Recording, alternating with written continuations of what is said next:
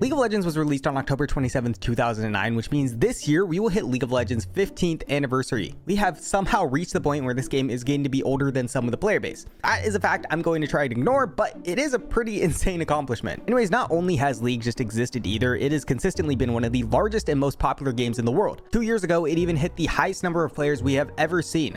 While so many games come and go in a matter of years or even months, League has somehow been able to remain on top for what seems like forever. But that begs the question, seriously, how much longer can League of Legends actually survive? When are we finally going to be free from this game? Well, let's start off with the main obstacles and reasons why League's future may not be looking so hot, starting with the champions in the game. Specifically the number of champions, because let's be real, League has a ton of champions, and one of the ways Riot has continuously indulged our tiny brains with a consistent flow of dopamine is by constantly releasing new champions for us to play with, which is great. But the problem is Riot can't just keep adding in more and more champions in the game forever, right? There has to be a point where there are just straight up too many champions and it just becomes overwhelming for not just new players trying to get into the game for the first time, but also even old players. I still don't fully understand how Aphelios works. Still, the question is, what is that number that becomes too many? I mean, it could be 200, it could be 300. It's really hard to say because League is kind of the guinea pig for this. There aren't really any other games out there that have had this many characters in it, especially because there's almost no other games out there like League that has been around as long as it has. Still, even now with the measly 168 champions it currently has, I still sometimes struggle to keep track of every new ability added into the game. And I think a part of that is specifically because these days the expectation of new champions is just so insane. Back then, Riot would release champions with languages people could actually understand, like Garen or Poppy, which worked because the game was so new. But nowadays, the expectations are so high that all the new champions have to have some ridiculously fancy new thing to them, making it just that much harder to remember all the champions and abilities. Let us not forget the fact that Uxion's E-description is still longer than Nasus's whole kit combined. And if someone like me who's been playing this game for years still struggles keeping up with everything, I can't even imagine what it's like for new players trying to play this game for the first time. And it just so happens that I've heard rumors, it turns out you actually want new players to keep joining so your game can survive. But I mean, if I'm being honest, learning League as a new player today seems like an absolute show. Even Sodapoppin, a popular Twitch streamer who tried League the other day, had this to say about it. So a lot of things I want to say about this game. It is insufferable to be new at this game. I don't think League players have the ability to even fathom that someone doesn't know what every single champion in this game does. Like, it doesn't compute because they've been playing it for 15 years. Every single person is a smurf. And he's not wrong. It seems absolutely terrible. There are 168 champions to memorize, 840 abilities to memorize, a bunch of different items, a bunch of different creatures, and that doesn't even get into the actual strategy part of the game. Not to mention all the bots, trolls, smurfs, and general toxicity that you have to deal with as a new player. And you may be thinking, well, it's not just new players that get flamed in this game, it's everyone. And sure, obviously everyone gets their fair share of League's wholesome community. But imagine getting flamed and literally having no idea why you're being flamed. Okay, that happens to everyone too, but now imagine it as a brand new player. How's little Timmy supposed to know that you're not supposed to cancel your ult on Malzahar? Now, all that aside, Riot of course will continue pumping out champions. That is inevitable. They kind of have to. But with that being said, we then run into an entirely different problem, and that is, will we ever run out of champion ideas? Now, some or almost everyone may argue that has already happened because, well, this thing exists, which is fair. To this day, I still have no idea how Yuumi made it through the entire champion process through multiple different departments and was still approved for release. Nevertheless, if we can give Riot the benefit of the doubt and say that this atrocity was an anomaly, then the answer to this question is probably no. Okay, if we can look past the cat and Seraphine, then it's probably no. Nobody's ever going to convince me that this is not Sona 2.0. Anyways, in short, Riot will probably never have to worry about running out of champion ideas. The thing is, there are almost an infinite amount of ideas out there that Riot could pursue, which again, just makes it that much more impressive that something like this champion was even released. Anyways, the other question is, while there are a ton of potential ideas out there, are any of those ideas actually good? Is there a point where Riot should actually start considering deleting champions because of one of their champion ideas or champion seemed to fail? The thing is, Riot will release champions until this game dies, but as we know, the champions they release aren't always good champions. 200 years of experience only gets you so far. And I'm not even just talking about Yuumi, I'm talking about new champions in general that people just don't even play anymore. I'm starting to see a continuous trend where a new champion is released, everyone plays the shit out of them, specifically in your ranked games for a few weeks, and then no one sees them ever again. Which, I mean, part of that is probably a balancing issue, but another part is people just don't seem to be interested in playing those champions. I mean, how many Naafiri or Anila OTPs do you see on the Rift these days? Anyways, let's move on to the next point and variable I think most people are overlooking, and that is Faker.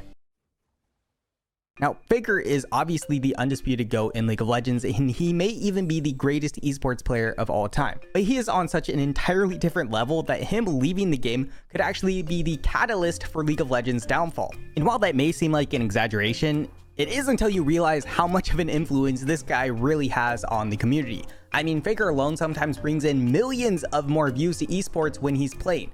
Just look at the viewership of last year's Worlds comparing games with T1 versus no T1. Their semifinal game had almost 2 times as many views as the Weibo versus JDG game, and that's not even mentioning all the revenue this guy brings into Riot. Faker's presence alone makes Riot an absurd amount of money. Clearly, the stupid part about this is people are still gonna buy it. Anyways, there's a reason that they're inducting him into the Hall of Fame even though he hasn't even retired yet, because I'm sure they're going to do something again once he's actually retired as well. Nevertheless, Faker's retirement could seriously be a real threat to the longevity of League. That said, I'm sure when he actually retires, he'll still play some role in the League of Legends scene, whether it be coaching or creating content of some kind. But it won't be the same as if he was actually still playing. Lastly, there's also the obvious question of, will League of Legends ever get boring? I mean, realistically, how many times can you keep playing the same game and killing these same chickens over and over and over again? And while I think that is a fair point, it's probably not something we have to worry about as it has lasted this long already, and we have clearly deemed its repetitiveness and constant torture to be more entertaining to us than detrimental. So there is that. There's also just so many possible team comps and champion combinations you can play with that also helps keeps things exciting, but I'll get more into that in a bit. Now, switching gears, let's jump into the reasons on why League of Legends will most likely continue thriving for quite some time. Starting off with the fact that League is complicated. Now, ironically, I was just talking about how the complexity of League was actually a huge negative for new players, which it is. I still stand by that because it 100% sucks ass for new players. There's just no getting around that. But at the same time, it's also a really good anchor for those who have already poured their blood, sweat, and tears into this game, and also for those who are actually willing to put in the time and effort into learning League. MOBAs specifically are really unlike any other types of games out there because you can't really just learn a few things and then just jump straight into it. It's not like shooters or battle royales where if you learn one pew pew game, you can probably adapt to another in just the first day and be on your way. Sure, it will take time to adapt to each new game specifically, like maps or a few characters, but for the most part, the idea of a shooter is pretty universal. It's also part of the reason I think League has been so much more successful in the long run compared to other games because people can constantly make new shooters and social games that people can immediately pick up and flock to. But nowadays, it's almost impossible to make a new MOBA that people will immediately understand. Mostly because in order to know how to play the MOBA, you have to already have some kind of experience playing one already. If that's the case, it's probably League or Dota, and good luck trying to pull players from a MOBA that they're already comfortable with to one where they have to relearn everything on. There's just no reason for them to make that move. And it's because of that Riot kind of has a monopoly on the MOBA market. And even if we just humored the idea of having someone with MOBA experience willing to try a new MOBA game, that doesn't necessarily guarantee it won't take a ton of time to learn. I can tell you right now that I've tried Dota 2 once and I still have no idea what the I was doing. That game lost me as soon as I realized you could eat trees. And don't even get me started on the flying donkey. Needless to say that League is complicated, but it's also that complexity that makes the perfect deterrent to keep League of Legends players playing League. Which brings me into my next point that a lot of League of Legends players only play League.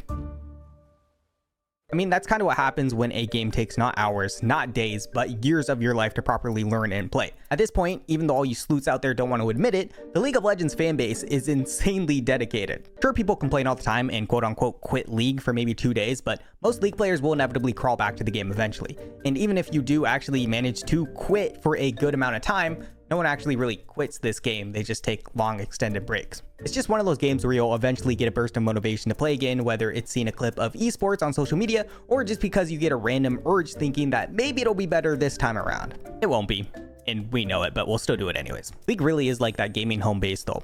Even if League players do play other games, which a lot do, they'll usually only play the other games while they're trending, and then when the hype is over, they'll inevitably crawl back to good old reliable League. This also just plays into the fact that League is simply just an insanely addicting game. Sure, it has its ups and downs, a lot of downs, but when you're doing well in winning, there are a few games out there that give you as much of a dopamine rush as League. Not to mention how grindable this game is. There also just aren't a lot of games out there that have as large of a skill ceiling as League. So you can always be improving and getting better, which naturally just makes it even that much more addicting, especially for the competitive players. But that's not to say there isn't a big scene for casual players as well. And a part of that is because it's such an easy, free multiplayer game to play with friends. Its accessibility, lack of cost, especially today, is a huge selling point for this game. In fact, it's part of the reason that this game actually got to be big in the first place. Esports is another huge contributor in keeping League relevant. League easily has one of the biggest esports scenes out there, to the point where people who don't even play League anymore still watch it. And with so many eyes being on the game, you're bound to drag at least a few poor souls back into playing it. And then there's the whole fact that Riot's expanding their reach into other genres of games and areas in general.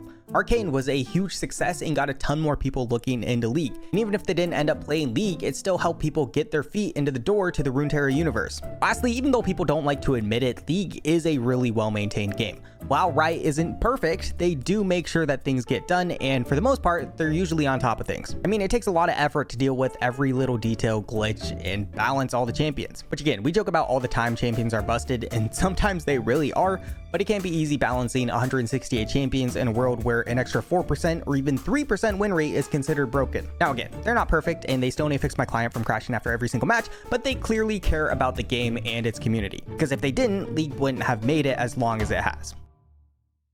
Now, with all that being said, I still think we have a long time until we'll see the end of League. Even considering the biggest obstacle, which I still think is the number of champions, I believe we'll be fine to at least up to the 200 champion mark, which if Riot keeps their average of releasing 4 champions a year going, that's roughly a bare minimum of 8 years left of League that we should be confident about. And that's not to mention all the other roads that they could take to, like reworks or deleting unsuccessful champions. On top of that, a few years back, Riot themselves even commented on the future of League and said this: "We'll continue to evolve League of Legends as a holistic experience, and we'll keep improving the competitive side of the game while continuing to enrich the universe around the game. We'll continue to evolve and improve the League esports ecosystem to try and ensure League remains a global sport that lasts for generations. Beyond League, we aspire to deliver a handful of other games that we hope players love. Just like with League of Legends, we're less concerned about the mass market appeal and are more interested in deeply serving the audience the game is trying to delight." And on that note, let me know how long you think the game will last in the comments. Thank you so much for watching. Don't forget to sub if you enjoyed, and I will see you next time. Hey, of course, a huge, massive shout out to my amazing patrons and supporters. We had Gooseman and Hagel, and a massive shout out to Wolf for being a tier 3 patron. You guys are seriously the goats and most supportive people ever. I cannot thank you enough, so thank you guys. All right, see you next time. Bye.